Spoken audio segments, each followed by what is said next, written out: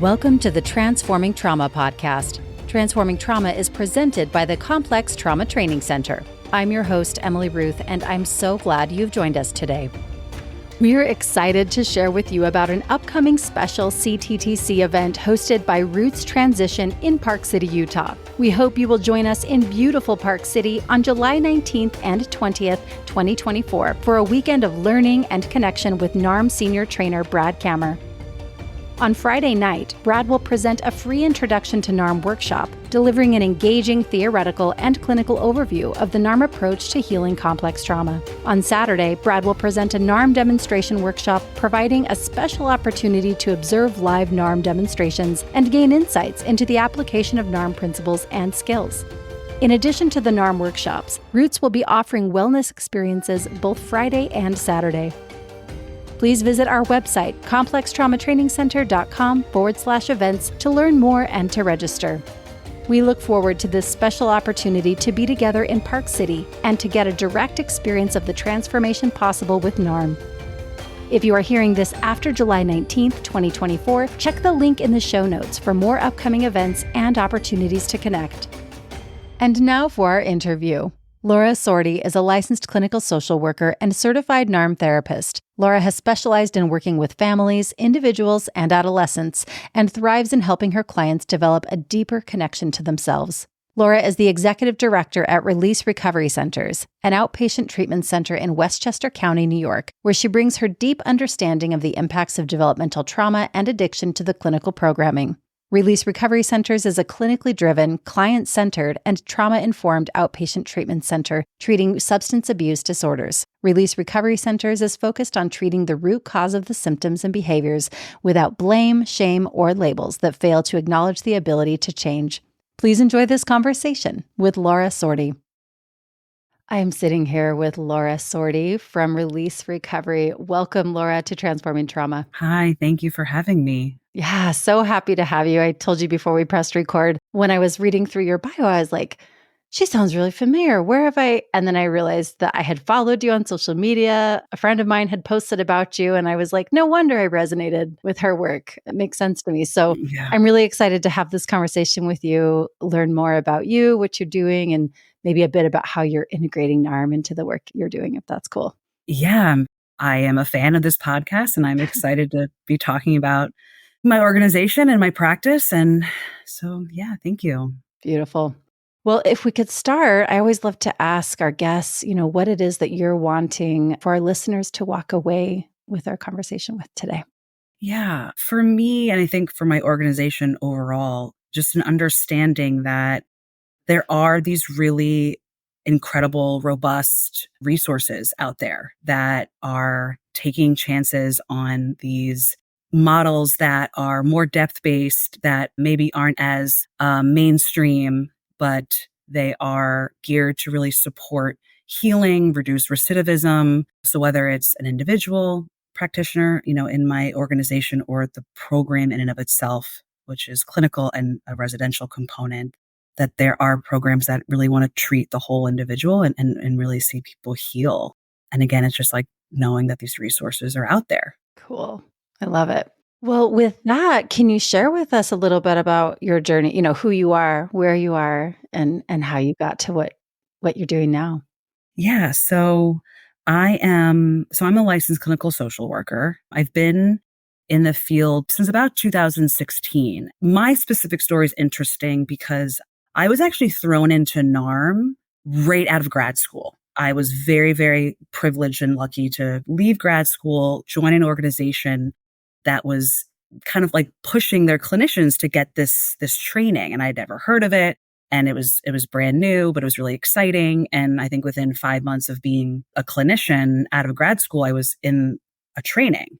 And so most of my professional career is a career oriented within this NARM framework. So when I began the training, and this was pre-COVID, so I was very fortunate to be able to be in person and really be there. And Brad was my instructor, and I had this transformative experience, right? It was like, kind of the moment the training started, changes were happening. Mm-hmm. And the stuff that I was learning and how the training was resonating with me was it wasn't so different than how kind of what I believed in and what I had taken from grad school. So as I'm learning all these different elements, I'm like, this resonates, this makes sense, this resonates, this makes sense. And then I got to go take it back to my program and use it. And we were actively using it amongst other clinicians that were in the training. So it was this really kind of cool opportunity to do this incredible training, really shift my practice, which was like barely even a practice because I just began my career, and then have other clinicians that were being trained in the process. And then we were able to kind of practice it. So it was a crash course in this work.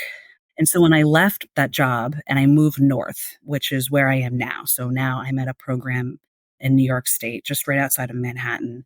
Actually, where I grew up. So I'm back to where I grew up. I came onto this new organization with the intention of helping to build out the clinical arm. Release Recovery has had a reputation for the last almost decade of being a full service transitional living program with comprehensive case management, intensive case management services, scaffolding. But we didn't have it. There wasn't a clinical component. The clinical component was outsourced. And so my owner brought me on, my boss now brought me on and said, we want to build out this clinical program. Like, can you do that for us? I said, well, yeah, I would love to do that. And so it started as a kind of little seed, right? And then it became like a seedling. And then, the process has really come to fruition beautifully, where we have an office, we have staff, we have a license in the state of New York to treat substance use. We are primary substance use. And as that was all happening, there was this conversation I was having with my owner around like, well, what are we doing that's going to be different? What are we going to do that's going to be really great? And I said, well, funny that you ask. I have this incredible approach, right? That I think we need to create a NARM program. And he was like, great, let's do it. And within like a month, we were getting our staff trained, and that's kind of where we are right now, is just getting staff trained, getting clinicians trained, and really seeing like the magic of NARM and how it permeates kind of like every facet of an organization. I'm getting chills just hearing you talk about it. Like, I always get so excited when I hear about kind of what you're describing, like the trickles of NARM going out into the world and those ripples and how it's supporting folks in their healing and all of that. Can you say a little bit more, and you mentioned it, but can you say a little bit more about how exactly this is showing up? Like, how is this clinical component? What is that you're doing with folks? Yeah. So I have a small clinical group. I have a small clinical team, and I have one clinician that's already gone through the training. He did the training last year. And then I have 3 clinicians that are in the training right now. And so the plan is, as people come on to the team, right, we are going to encourage this training, right? We're going to invite them to kind of participate. And it's something that I think is this kind of professional development, I think is something to be valued, where, we want them to, it's a lot of money and it's a lot of time. And it's something we're saying, like, do this. This is good for you. You can take it if you stay, and you can help build our program. And if you leave, that's okay. You have this incredible, this incredible practice that you can take with you. So how we're dispersing that clinically is in a couple ways. One, in like a session, right? So an individual session, the clinical skills, right? The clinical skills to do a NARM session. The expectation is our staff is going to be able to work with complex trauma and PTSD in an individual level, and then bringing that out to the groups and really kind of creating this framework and this backbone that's really going to be informed by the NARM framework. And we're still in that process of how that's going to look. So what it looks like right now is we have a 12-week rotating curriculum, and clients can join at any time. It's billed out to be 12 weeks because really we want our clients to stay 90 days, right? That's sort of the minimum that we think is allowable for like real effectiveness in treatment.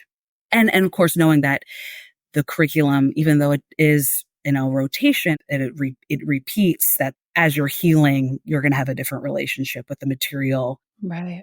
Day 1 versus, day 64 or something. Mm-hmm. And then the weeks are themed, right? And they're going to be themed really based upon these components that I think support health, recovery, connection, wellness, interpersonal relatedness, mindfulness, spirituality. We'll do some like relapse prevention. We'll kind of have some of those, tried and true types of groups and curriculums kind of plugged in, but really holding that in order to, really see people.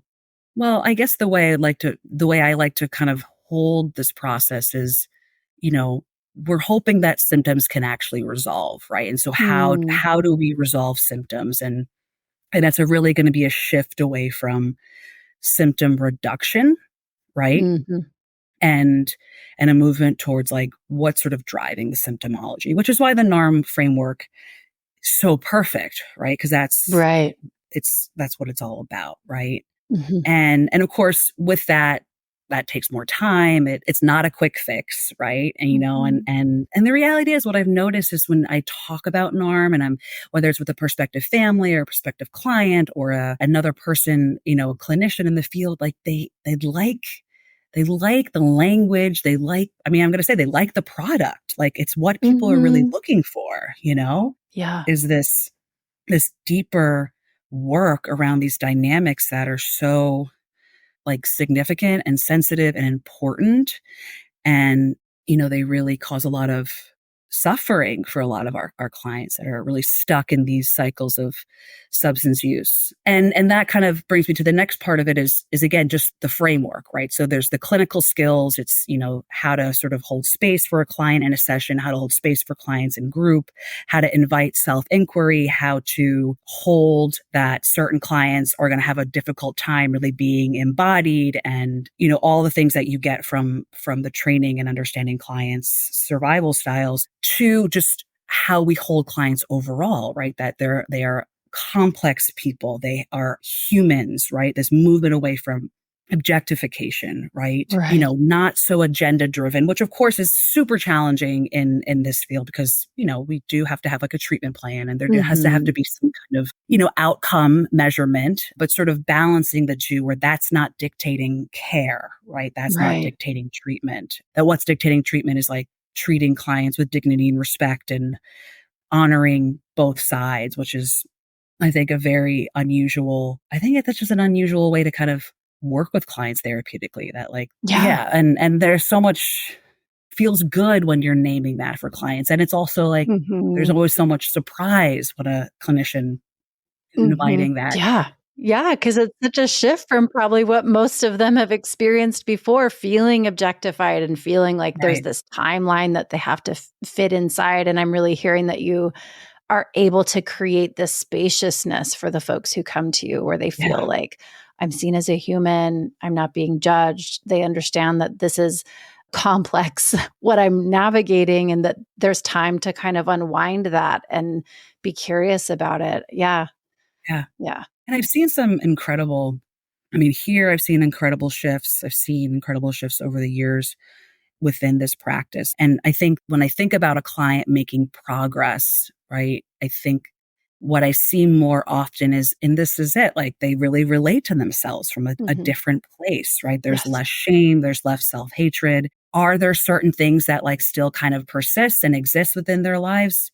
Yeah, I think the assumption is that those eventually kind of like shed, right? But these sort of internal shifts around how they are relating to their substance use, they're relating to the other symptoms that they've been experiencing, their depression, their anxiety, it starts to just look and feel different for them. And there's more agency online. And again, like I'm not necessarily seeing, there's still patterns that are maladaptive that they're coming into session with, right? And the conversation is like, well, yeah, that's your comfortability, like that's what worked for so long for you. And it's like, oh, like, thank you for, and no one's ever saying this, but it's like, thank you for permission to just be human, Yeah. And that's the relational piece I think is so profound in this, with this model too. It's like, you're allowed to be you and human and you'll be okay. So it's really, it's like, when I start talking about it, like I can't stop, it's just so I understand. exciting. Yeah. I get it. Yeah. Oh yeah, I'm just appreciating the work that you're doing, and I want to continue like deepening into that part of the conversation and Hmm. like what you're seeing with your patients. And I also wonder if we could sort of rewind a little bit, Hmm. because I would love to hear a little bit more about your story, like what brought you maybe even going to go to school. I'm so Yeah. curious. You mentioned that your program was like sort of aligned and that NARM felt really like, oh yeah, this feels true. That seems really rare. I think a lot of programs are not maybe, aligned with a model like Yeah. NARM. But yeah, I'm curious about your journey. Yeah. I mean, so my journey is interesting. Like many social workers, I was a little bit older when I went to grad school. And I guess age is really relative, but I was in my late 20s and I was in recovery. I got my degree down in South Florida, and I was in South Florida because I had gone to treatment in South Florida. And like many people in a 12-step program, that built-in component that like we give back, right? That Yeah. we're miracles, right? And we pay it forward. So you see a lot of people in recovery who are, doing social work degrees and LMHCs and, mental health counseling, and they jump back into the field. And I am not different than those people. And I also I have a family of social workers. So I have people in my life that I look up Mm, to. And so it's definitely like an amalgam of different things in this kind of perfect storm. And so I went back into graduate school, and courses that resonated with me in graduate school were it's like the human behavior and the social environment. And like they mm, labeled our program, there was like 1 and 2, and one was like micro and one was macro. And it was like learning about Erickson and Piaget and Margaret Mahler and Bowlby and all these behaviorists that were talking about, stages of development, and they were talking about these environmental, influences and children and individuals like needing to kind of like it all kind of builds. And I'm like, well, this makes so much sense, right? Like yeah. what works for, an infant is going to be different than what works for an adult. I mean, it sounds almost like silly to say that now, but it just made so much sense that this is a huge component to who we are, right? And who we become, and the difficulties and the challenges that we have. And then like that kind of beautiful parallel process that you have when you are in a 12-step program, like you are pretty conditioned to kind of like always be kind of doing that inventory on yourself. So it's like, okay, Yeah. like how do I kind of relate to this as it relates to just me as a developing individual and as a child? And then when Mm, I got my first job at the organization that was encouraging the NARM training, I was working with kids. I was working with adolescents, right? And there's a process when you work with kids, right? Like it's just, I mean, I think when you work with anyone, there are moments where you're like, you have that kind of transference. And with children, it feels different, right? It feels more personal. And then the NARM work, when I was in that training with Brad, it just kind of filled all the gaps, filled all the holes. It made sense. It was creating this. It was like, this is what it is. And like, here's how you treat it. Right. And mm, it was really beautiful. And again, what I liked about the NARM training, and I know it's evocative for many yeah. people, but I like doing my own work. Like that was what I was kind of conditioned, leading up to that, to be like doing my inventory and trying to be a better person. And then as a clinician, really kind of seeing there's some of these quotes that have really resonated with me over the years. And I don't even remember where I heard this quote, and maybe it was in an arm training. And I wish I could say who said it, but it's like what we reject in ourselves, we reject in our clients, like we'll reject in others. And like that to me holds so true in so many ways. And so this really like almost like this urgency to, in order to do good care, you have to be aware of these things and these patterns. And so all of that just was like, yeah, like this makes sense. This is what everyone should be doing. Like I want everyone to be doing this. Like I want everyone to see this. So that's been my journey into NARM. I think it was sort of this perfect storm in terms of like, I was really primed for it in a lot of Yeah. ways. And then again, you start seeing yourself in all these different ways, and how it really deeply resonates with me.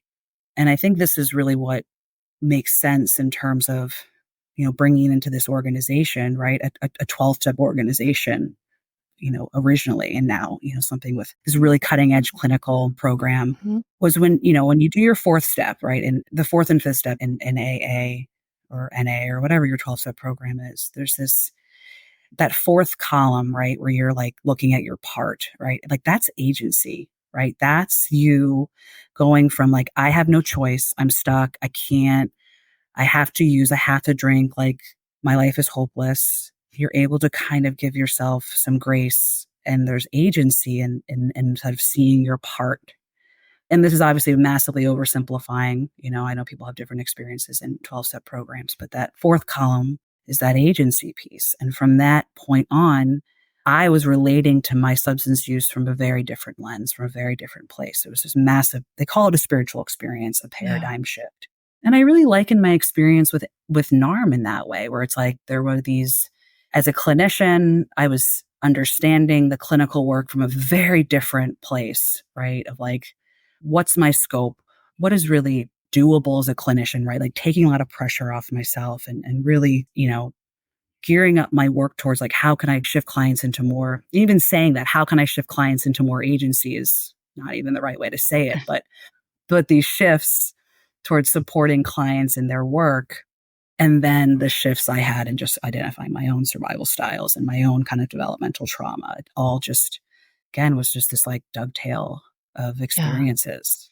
Gosh, you're speaking to just some really important pieces around how vital it is for us to be doing our own work. And it sounds like that's what you were drawn. I mean, the very fact what led you to the field in the first place was you doing your own work, it sounds like, and then wanting to carry that forward into the world and pay it forward in a sense. And so I can see why you really appreciate that with the NARM. I mean, that's just it's like a foundation. Like we're looking at ourselves and like what's coming up for us. And you named what we might, be rejecting in others, like we can get curious about that. Well, what is it about that that's bringing this up in me? And I appreciate you highlighting that.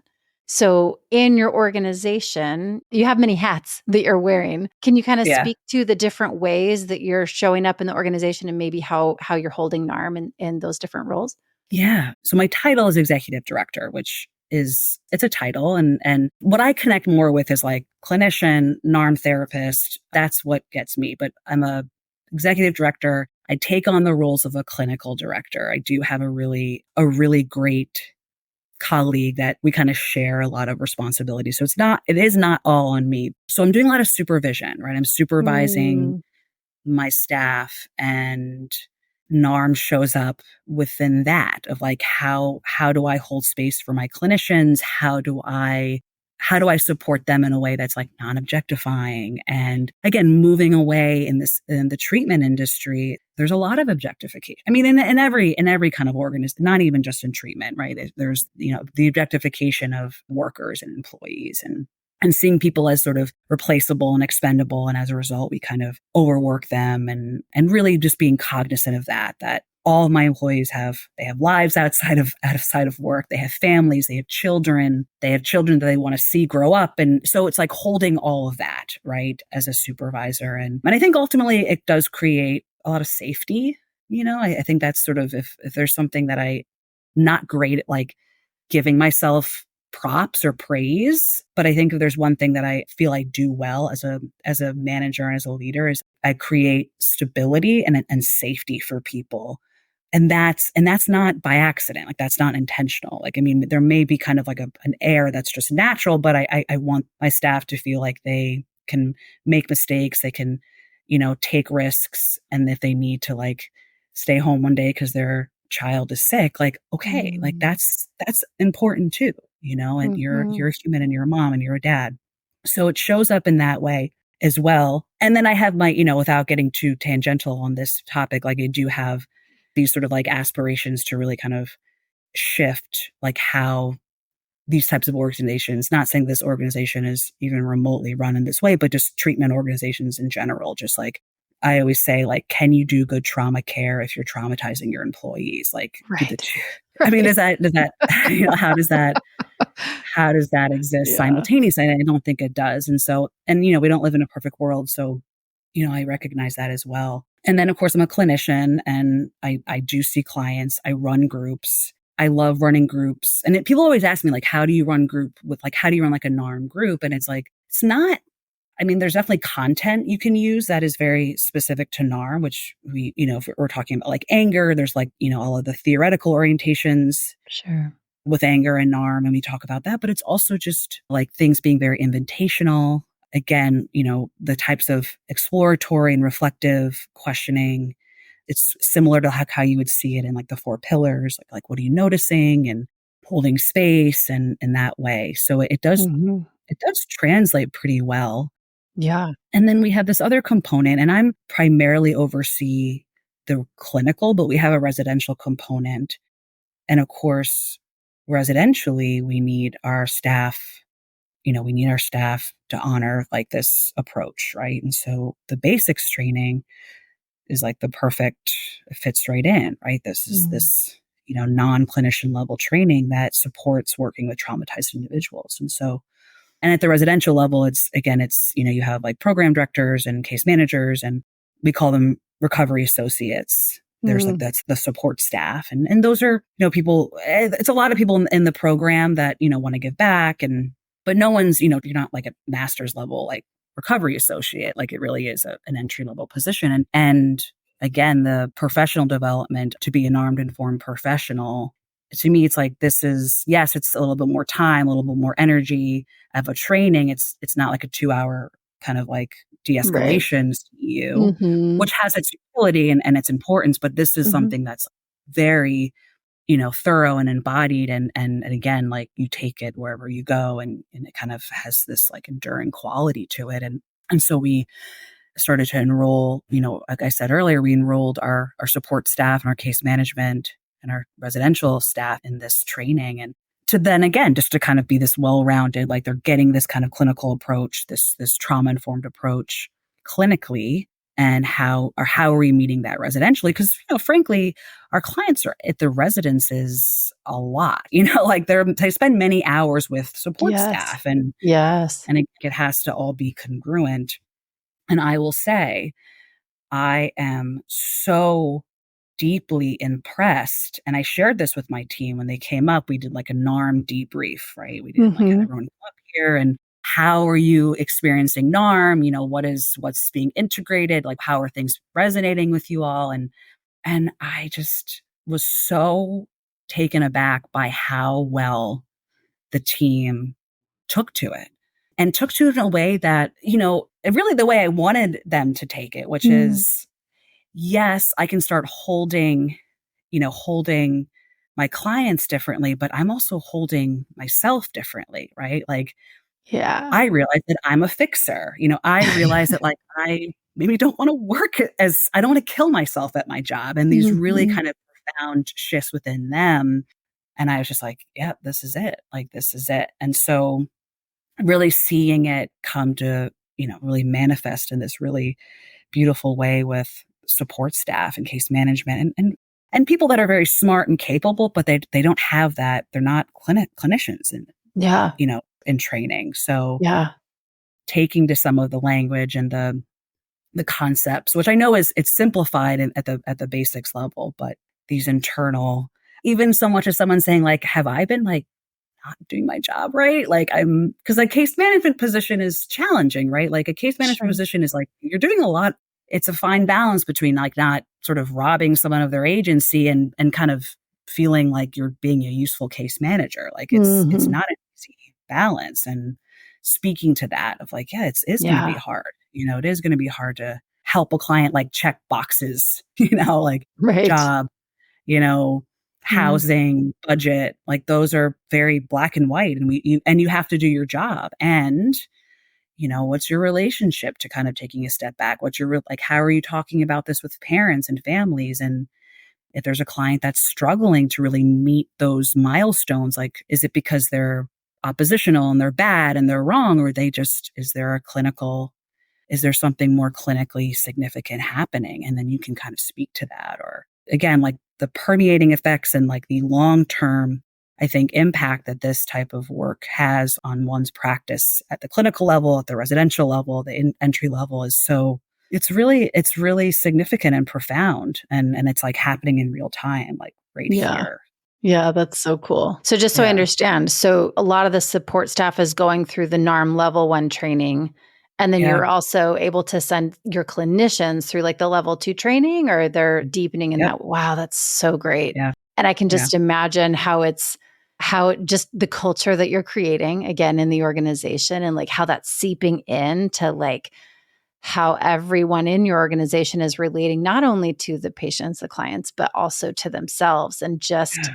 how deep those layers, the levels of support are going. That's just really, really cool. Yeah. And then how you named the group work before, I'm thinking of, and I don't know what your training looked like back in 2016. I trained after that, but even in a NARM training, like there's the different levels of support. You have the training assistants and you have like the lead trainers, and like there's all these different layers of support. But then also someone commented, I was in a training this last weekend, and someone commented on the power of being in a group like that Mm-hmm. and kind of taking in maybe some psychoeducational material, but then sort of putting that in real time, like into the conversation, and how that really can shift again the dynamics of how we're relating to ourselves, how we're showing up in group. And so I'm just really holding again the value and the importance that you're naming of how you're integrating, weaving in the NARM into this group work, because it is so Yeah. powerful. And I just imagine the folks are really appreciating that. Yeah, it is. I mean, I say that a couple of things that I'm coming up that I'm seeing, and again, this makes sense. So it's like,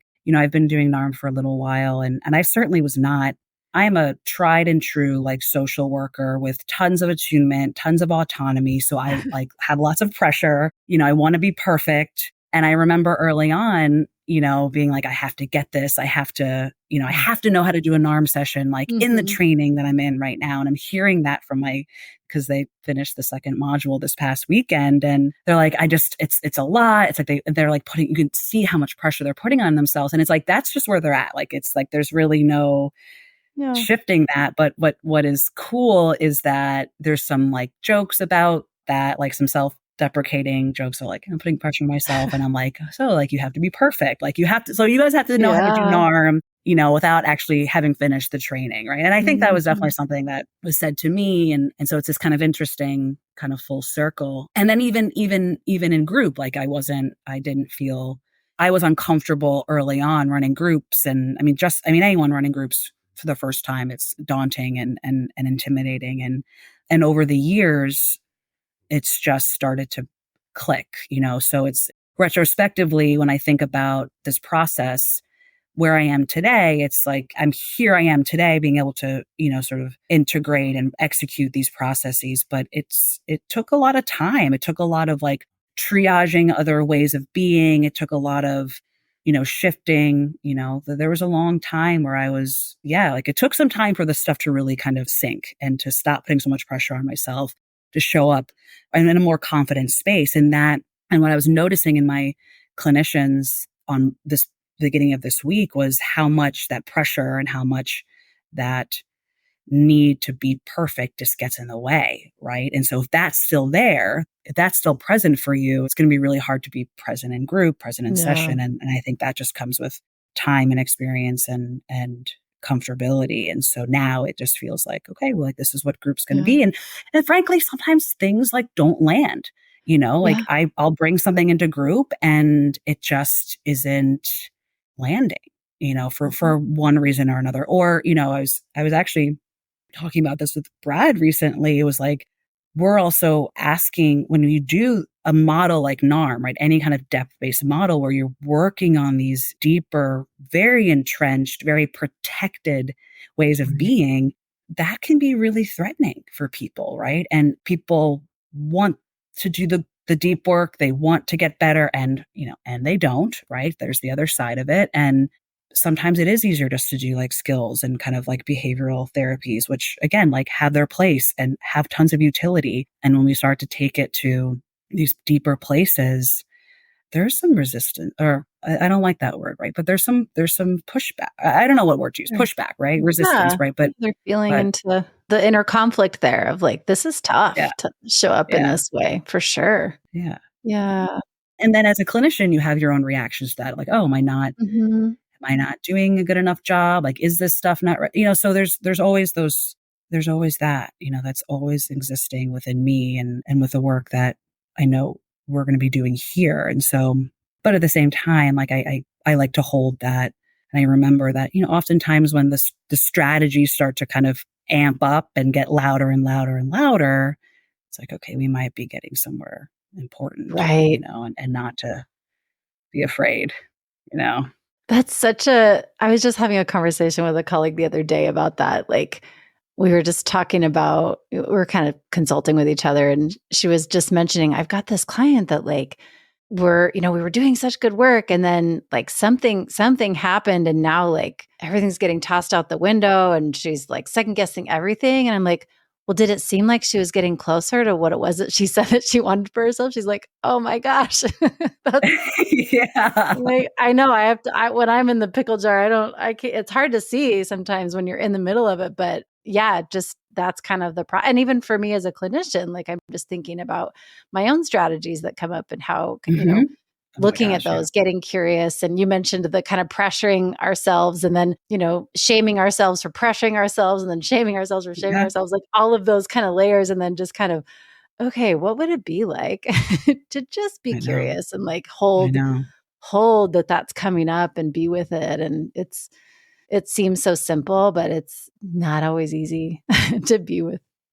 No, it's not, and I think, again, like, I feel lucky and very privileged that I've been a part of 2 organizations where there's, like, we can case consult, we can kinda talk, Yeah. and I know that's not always it's hard in private practice, like, it's hard, Mhm. like, that's something I hear all the time, not even as it relates to NARM, but just, my colleagues that are in private practice, like, it is very isolating, and there is something really great about working amongst a team and Mhm. can always exactly, yeah, like, if you're the proclivities to kind of put pressure on yourself and tell yourself you're doing something wrong as a Mhm. clinician, that's gonna feel very real to you and needing that person to say, like, "Well, it sounds like actually we're getting somewhere with that Yeah. client, and maybe it's not about you," Yeah. kind of thing. Totally.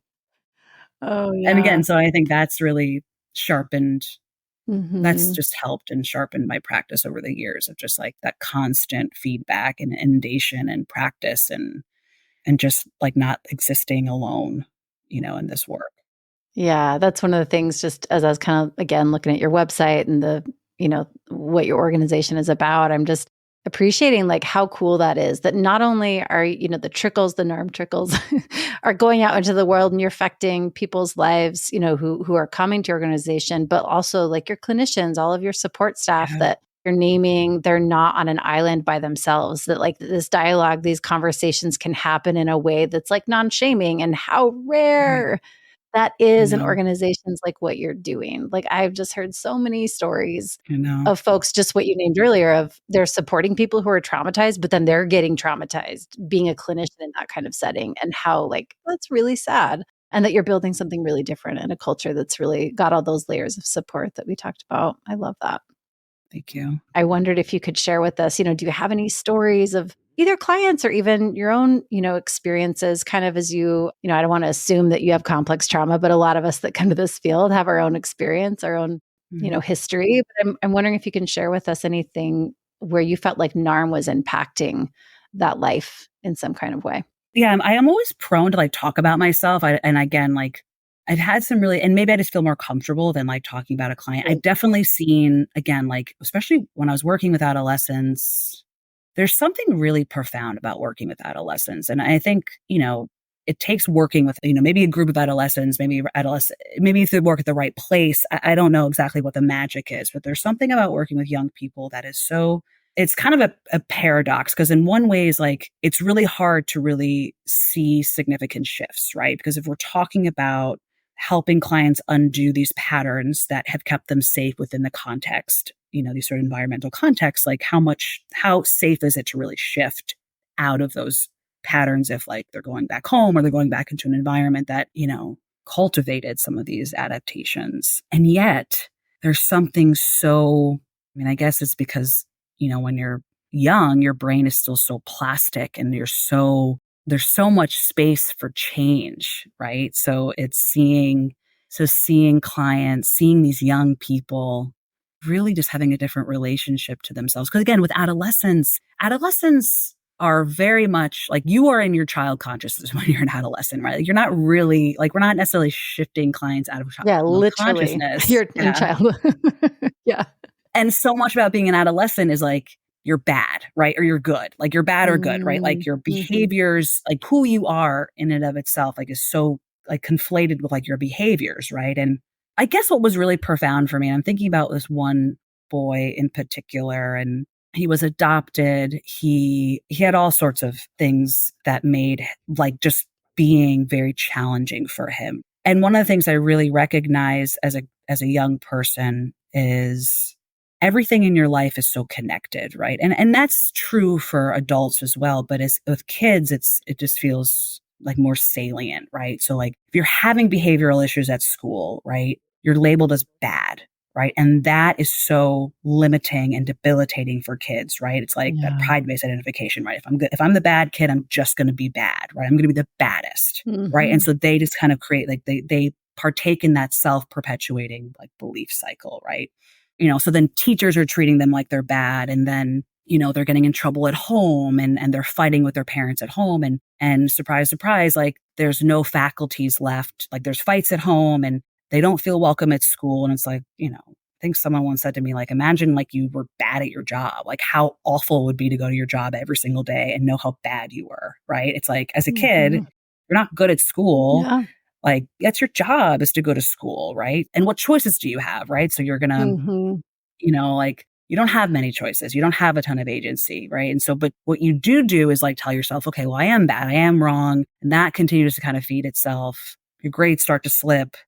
You have no faculties to pay attention, and that just causes more chaos and issues and tension in your family. And then, you get a little older and you're hanging out with like an older crowd, and suddenly, these adult things are introduced to you, and you start smoking and you start drinking and you start, engaging in impulsive behaviors that get you out of yourself and help regulate your system, and or you, Mm. engage with a peer group that, you feel like you belong to.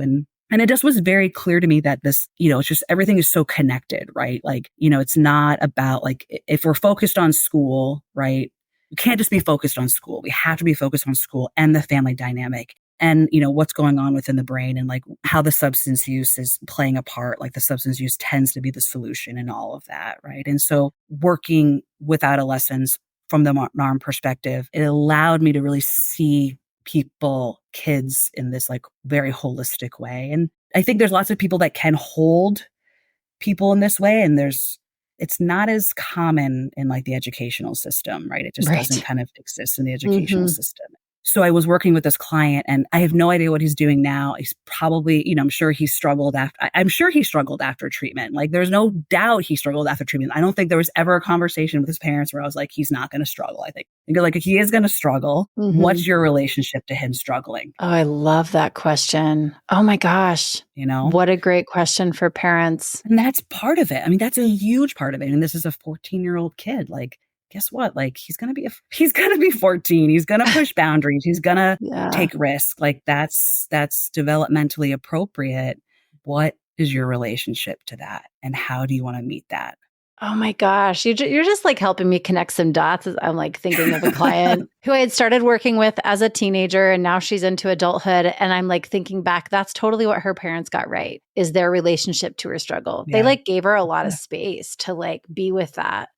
And she's thriving now in adulthood, which I think probably coming into my office with some of those complexities, someone might think she's not going, and again, like you're saying, I'm sure there was struggle, and I know there was struggle, but that kind of lays this foundation you're naming like the importance of you can use NARM even with adolescents when they don't have full agency on board. But thinking of this client, I'm thinking of how it sort of laid this foundation of like, you own your life. And while right now you don't have, a lot of the freedoms that you'll have in adulthood, like, what do you want for yourself? What are you wanting as you think about the future, and how that lays this foundation when they're out on their own, they're making their choices more, mindfully. And so I love that you're working with the young folks and weaving this work in. Yeah. That's super It's cool. powerful. It is. It's Yeah. powerful. Yeah. The parent work is, I guess, it's lack of limitations, right? Like there's the work for the family, right? There's the work with the young person, right? And then of course, the young adult failure to launch, which is kind of our sweet spot here, is like the young adult failure to launch, which NARM works really great with those dynamics, because like there's so much going on with Mm-hmm. like what's going on with the family system, of families of failure to launch kids, right? Mm. And then, kind of middle-aged, older adults. So it's just about like knowing how to kind of adapt it. But yeah, it's interesting kind of side by side, like working with adolescents and working with adults. And it does kind of resonate differently, Yeah. and I think it has to, I Yeah. think it has to. Mm. Yeah. Thank you for sharing that. Well, I wonder as we move toward closing, is there anything else that you've learned in your process around complex trauma that's really helped you that you would like our listeners to know about? Yeah, I guess in the most profound way and like the most important way is I am a relatively new mom. And there's this interesting experience that I had when I was going through the training. I wasn't a mom at the time, and it wasn't really something I was thinking about. But this idea of I know all this stuff, like all this information, all this sort of like child development stuff and environmental, influences and environmental failures and reconciling a lot of my own childhood, of course. But then as I became a mom, this whole other side kind of starts to come up, right? And so I think the biggest thing for me is as a clinician and as a mother, really recognizing what's important in life, where my attention is most needed, where my presence is most needed, and watching that process, watching her grow up and that process unfold, and knowing that you don't get it back, you don't get to do over, right? I mean, there's tons of opportunity for like healthy interventions and raising your children in an environment that is suitable and can promote connectedness and authenticity, right? But like, I think that's been the biggest piece is like, okay, what supports like a child in an enduring capacity, right? Like connectedness, resilience, authenticity, and all those things, which like none of us live in a perfect world. And there's always going to be a push and pull, but just sort of seeing how it can, yeah, just kind of being with my child as a mother, knowing how important that relationship is and really just honoring and coveting that. And that's just a whole new set of challenges that, like my work in the 12-step program helps me with, my work personally and professionally helps me with is, how to like not mess up my kid, I guess, in a very crude way, but Well, but we all that's do to some degree, but yeah. And then knowing that like something is going to happen, and it's like yeah. I did the best that I could, and so that's been an interesting journey for myself as well, which Mm-hmm. has a lot of, again, has the most importance to me is the motherhood. Yeah. I appreciate you naming that. I'm a mother as well, and I know that that's been. I remember even just going through the NARM training. There were so many modules that I was like, "Oh no, I've been doing it all wrong." And then, what do I do with that? Like, what do I do to Right, myself because I'm thinking I've been doing it all wrong? right. I appreciate your vulnerability there and like how that's so real. Like, Yeah. again, going back to like what's our own relationship to this experience, to parenthood, motherhood. Anyway, thank you. Welcome. Well, I'm wondering if you can share with folks where they can find you and if maybe a clinician's thinking of, if they can refer a client to your program or someone, is just maybe a good fit, where can folks find you and all of that good stuff? I think the best way to start would be our website, which is releaserecovery.com. And on that website, it has the main line. So the main line goes right to our admissions director.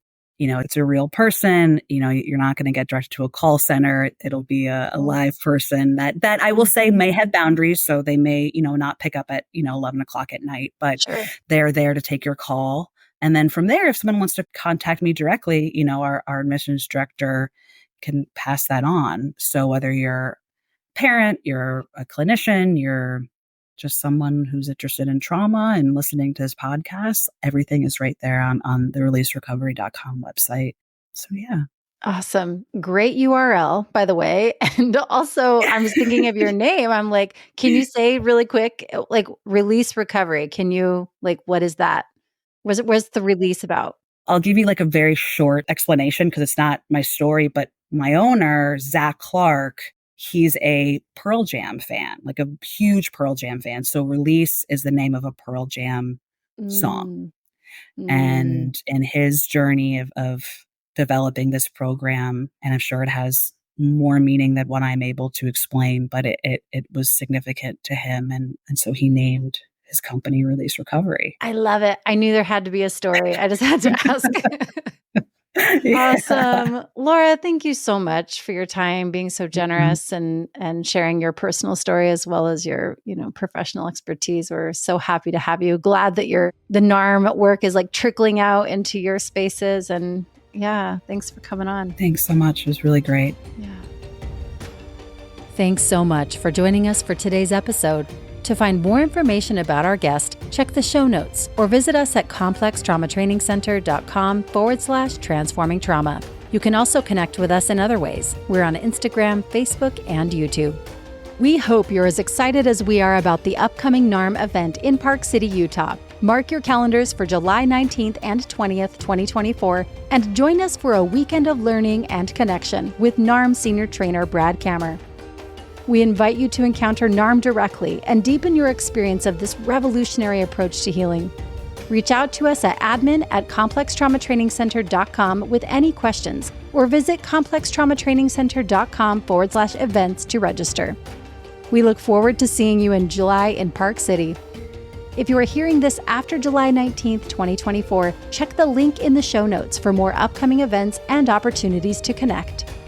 The Complex Trauma Training Center emphasizes professional development in support of personal growth. We provide clinical trainings, online webinars, ongoing consult groups, mentorship programs, and community events. Our mission is to provide a relational, inclusive, and depth-oriented professional community for those seeking a supportive network of therapists working with complex trauma. To learn more about our trainings, programs, and events, please visit us on our website at complextraumatrainingcenter.com. Thanks to Andrea Klunder and the Creative Imposter Studios for producing and editing, to Elisa Sponseller for our album art, and to Brad Kammer for the creation of this podcast. We look forward to building community and connection with you and changing the world by transforming trauma.